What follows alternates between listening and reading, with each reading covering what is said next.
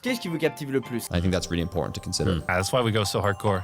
Est-ce que les plus gros youtubeurs sont forcément de bons conseils pour nous autres youtubeurs normaux ou petits youtubeurs? C'est quelqu'un de mon équipe qui a préparé ces petites séquences, moi je les ai pas vues à l'avance, donc c'est surprise totale. C'est l'authenticité radicale. Comment bien travailler son titre ou sa miniature, c'est très simple. Si vous n'avez pas trop d'inspi, vous pouvez suivre la technique WAF pour la miniature. Pourquoi WAF, me demandez-vous? Car il s'agit de l'abréviation de White Contour Red Arrow Shocked Face. Et je sais, j'ai pas mis toutes les lettres dans l'abréviation, ça n'a aucun sens. Vous le savez, cette recette marche à tous les coups. Vous jouez à un jeu vidéo, un lapin saute un peu haut. Oh, ce lapin a des ailes! Ça a du sens. Dans le YouTube Game, ça a du sens. Vous allez alors faire un contour blanc autour du lapin et des ailes, mettre une flèche rouge vers celui-ci et ajouter votre tête avec une expression de choqué de l'autre côté de l'image. C'est pas trop mal, c'est pas dégueu, mais qu'en est-il du titre? Qu'est-ce qui vous captive le plus? Ce lapin a des ailes. Ou alors, ce lapin a des ailes. Ou alors, ce lapin a des ailes. Ou alors, ce lapin a des ailes. Eh bien, c'est une bonne chose, nous sommes d'accord. Pour faciliter la chose, n'hésitez pas à faire un shooting photo de vous-même faisant différentes expressions. Ça va vous servir pendant 2-3 ans et vous aurez plus besoin.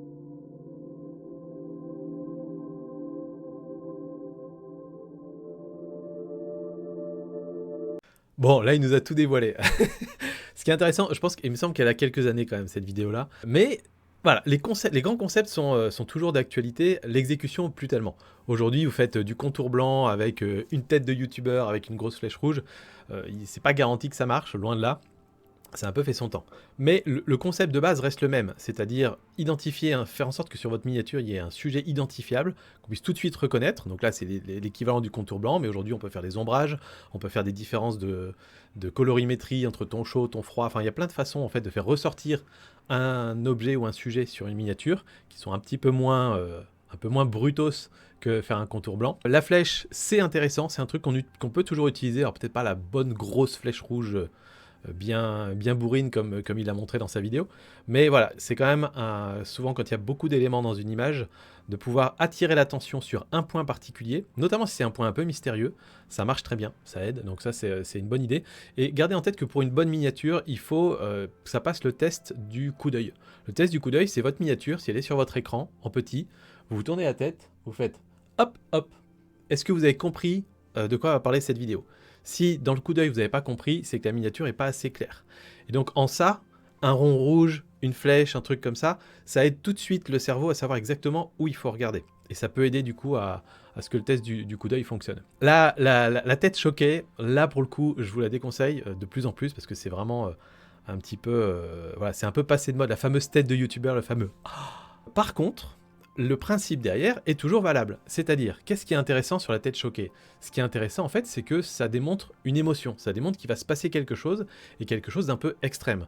Si vous faites une miniature où vous faites par exemple comme ça, voilà, 3 conseils pour une miniature YouTube. Bah, avant même de cliquer, on va se dire, ok, c'est quelqu'un qui va me parler avec un ton comme ça, qui va dire conseil numéro 1. On attend, en fait, un truc finalement assez chiant, assez rébarbatif. Alors que si je donne 3 conseils et que j'explique que c'est, je sais pas dans le titre, que c'est les conseils explosifs pour bien réussir sur YouTube et que sur ma miniature je fais un truc, c'est toujours un petit peu exagéré, mais que j'ai un truc du style, voilà, yes, un truc comme ça, et ben forcément quand on va cliquer dessus on va se dire, ah, bah ça va être probablement des conseils qui vont me donner la patate à mes miniatures, quoi. Et enfin son dernier argument de dire faire une série de photos que vous pourrez réutiliser sur les miniatures. Ça, c'est quelque chose que je conseille aussi à tout le monde. Donc voilà, les grands principes de Squeezie restent évidemment tout à fait vrais, mais ça s'actualise parce qu'il y a des nouvelles tendances quand même qui émergent. Et des trucs qui deviennent ringards aussi. Sometimes look past retention curves. That almost sounds sacrilegious, me saying the retention guy, but sometimes it's about looking past retention curves and saying like, yeah, this might actually lead to a 2% dip, but 2% dip, that means maybe 98% of people that still watched after that point. Yeah. If it added something to them, it's still beneficial. And I think as YouTubers, we sometimes have a bias towards micro drops in retention and not the full video. I think that's really important to consider. Yeah, so it's maybe like a short-term loss, but a long-term gain because they've learned something about you as a result of that. Exactly. Intéressant ce que dit Paddy Galloway, et je trouve que ça démontre encore une fois à quel point il y a tout un écosystème YouTube, notamment anglais et américain, qui a des années d'avance sur nous, y compris en termes d'analyse. C'est-à-dire que ils partent du principe que tous les youtubeurs regardent leur courbe de rétention et se disent que si jamais il y a un moment où on perd 2 ou 3% d'audience, c'est que c'est un moment où on a probablement fait quelque chose qui n'était pas bien et qu'il faut éviter de faire pour les contenus suivants et les améliorer. Ce qui, en fait, en France, est déjà un truc que personne ne fait. personne ou presque n'analyse ces graphes de rétention. Et donc on n'en est pas encore à ce stade d'apprendre, tiens, sur cette vidéo, quelles erreurs j'ai pu faire, comment je fais pour ne pas les faire la fois suivante. Alors que quelque part aux US, c'est quasiment devenu une norme de faire comme ça. Et donc là, il intervient pour dire que pour les gens pour qui c'est la norme de faire ça, et qui parfois vont le faire peut-être un petit peu trop, de façon un peu trop religieuse, bah finalement, attention, parfois, quand il y a une petite perte de rétention, ça peut être parce que, je sais pas, on a apporté une petite précision supplémentaire, qui en fait va faire en sorte que ceux qui sont restés vont rester beaucoup plus longtemps parce qu'on a apporté un truc en mieux pour les 97% des gens qui sont restés, et que finalement se débarrasser de ces 3% là, c'était une perte bénéfique finalement. Donc voilà, c'est un petit argument qui est intéressant, mais je suis pas sûr que ce soit totalement applicable encore au YouTube francophone, même si je trouve que c'est intéressant.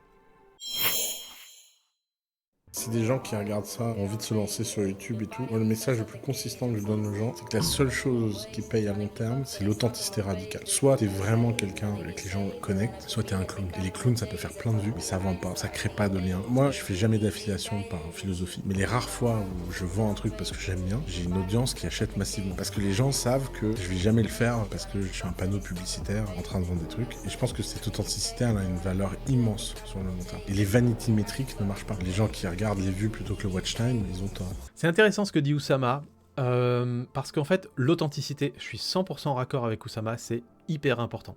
Hyper important. Ça, on le voit, hein, des créateurs de contenu qui se mettent un peu dans la peau, quasiment dans un personnage journalistique, quelqu'un qui va bien présenter, propre sur soi, avec un texte bien calé, etc. Généralement, vont avoir un petit peu du mal à développer... Alors pas à développer une audience, ça c'est pas forcément un souci, mais à développer une connexion forte avec leur audience.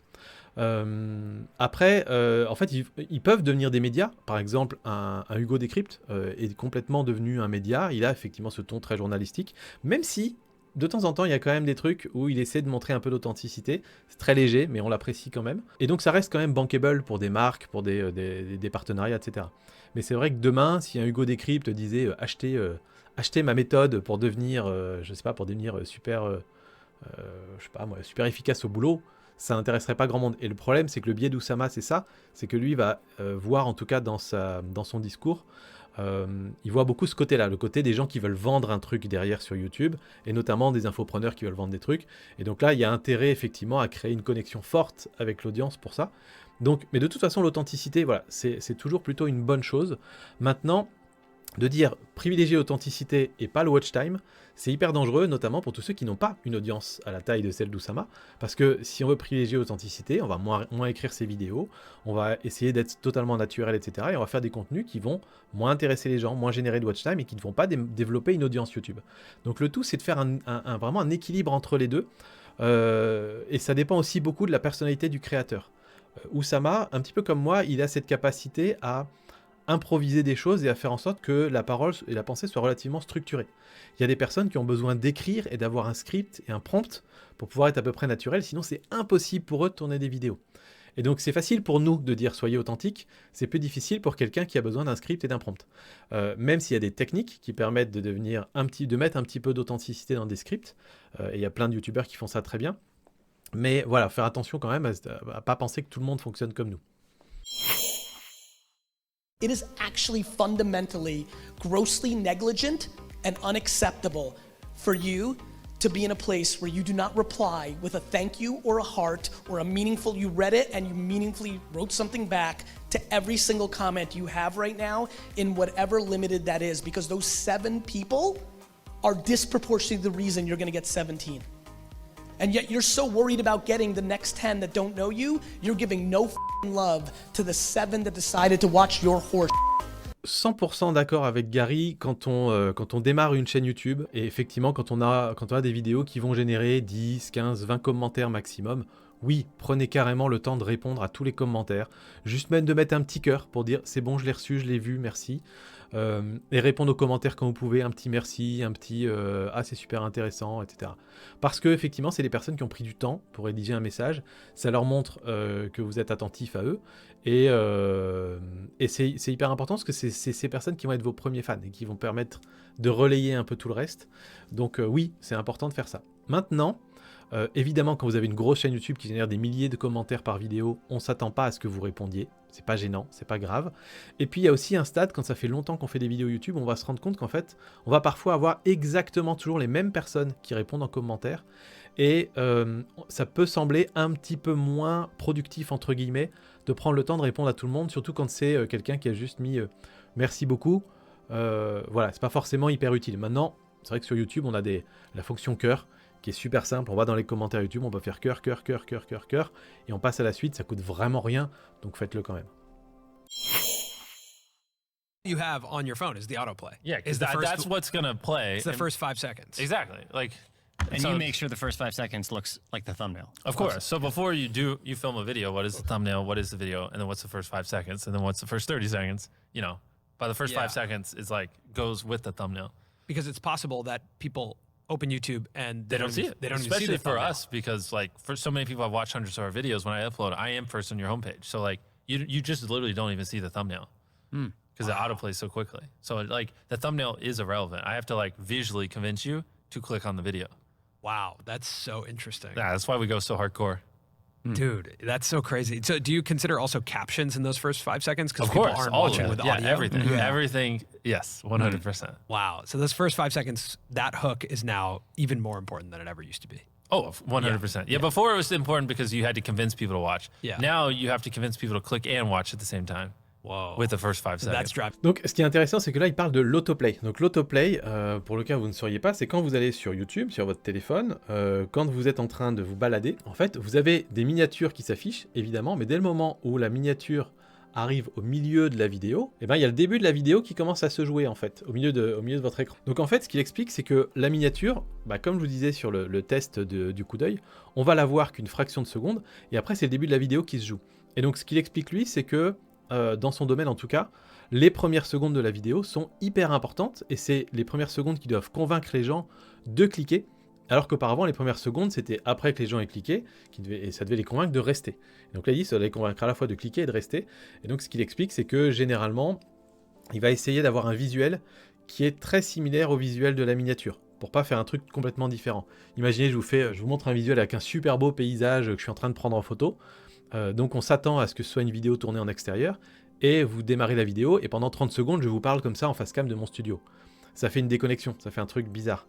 Et bien lui, il va s'assurer que dans ces premières secondes, soit il tourne son intro en extérieur devant le paysage qui fera sa miniature, soit il va s'assurer qu'il y ait quelques images au moins qui soient affichées dans l'intro, donc ça c'est un truc qu'on peut faire au montage. Et c'est un très bon réflexe. Et il disait aussi la même chose sur le texte, les sous-titres. C'est hyper important effectivement aussi de pouvoir avoir des petits sous-titres à ce moment-là, parce que l'autoplay ça se fait sans le son, et donc si vous arrivez à ce que votre accroche, si votre accroche est bonne, votre phrase d'accroche, bah, si vous pouvez l'afficher soit complètement, soit avec des mots qui ressortent un peu fort dans les premières secondes, ça peut aussi convaincre plus de gens de cliquer sur la vidéo. Donc super intéressant comme d'habitude avec MrBeast. Et ce qui est marrant avec lui, c'est que quand on lui pose ces questions, qui sont des vraies questions que peuvent se poser les youtubeurs, lui on sent que ça fait déjà 2 ans qu'il est convaincu du truc, et il répond toujours « Of course, bien sûr qu'on fait comme ça ». J'espère que ce petit épisode vous aura plu. Ciao.